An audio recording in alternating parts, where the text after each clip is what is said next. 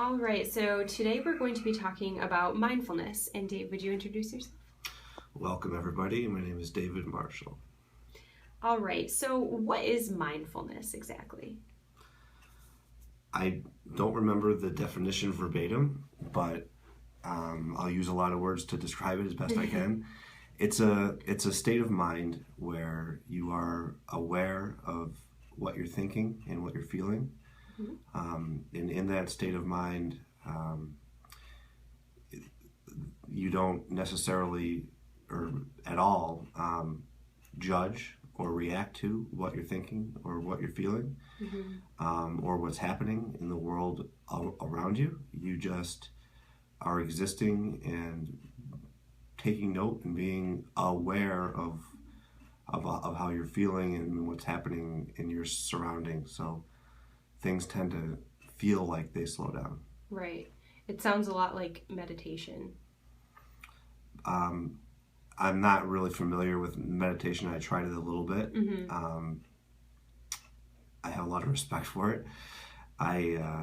But yes, from what I've heard about it, and I'm by no means an expert in it, that would be a lot of like what mindfulness is. Right.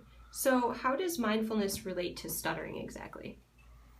Well, in my own experience,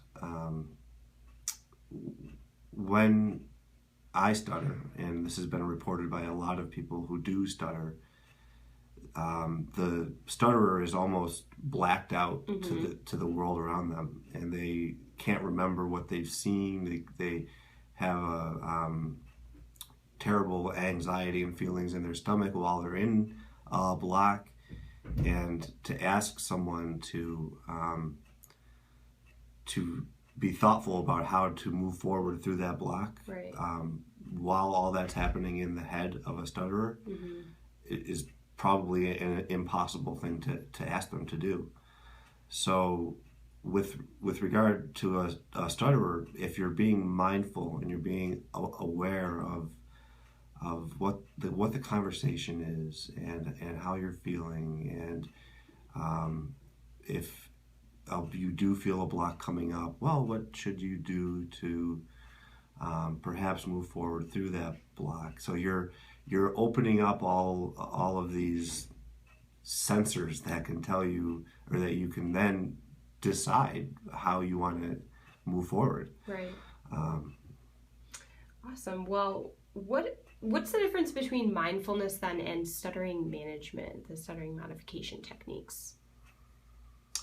Well, stuttering management is using things like if you start to get in a block, you can pull out of the block, Right.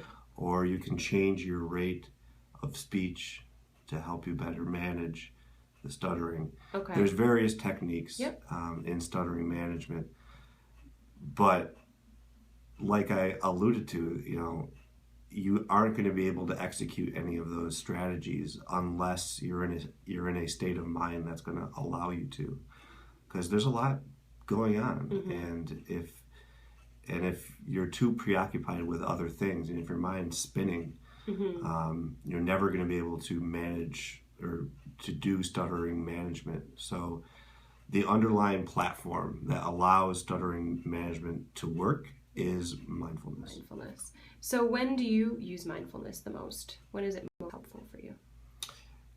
I use it when I remember to. Yeah. I use it if I'm in a professional situation that I want to be effective in how I'm speaking, or in my personal life if there's something I think is important that's properly communicated. Right. I'll remind myself to be mindful. It maybe will it will evolve into a state of mind that I always have. Right. Maybe. But for now, it's definitely something that I turn on and turn off. So when I'm hanging out with my really good friends, I actually stutter much more because I'm not mindful at all about my speech. I'm just having a good time. So and I don't mind that. So that's how I think that I use it. Well, great. Thank you so much for talking to us. Thanks.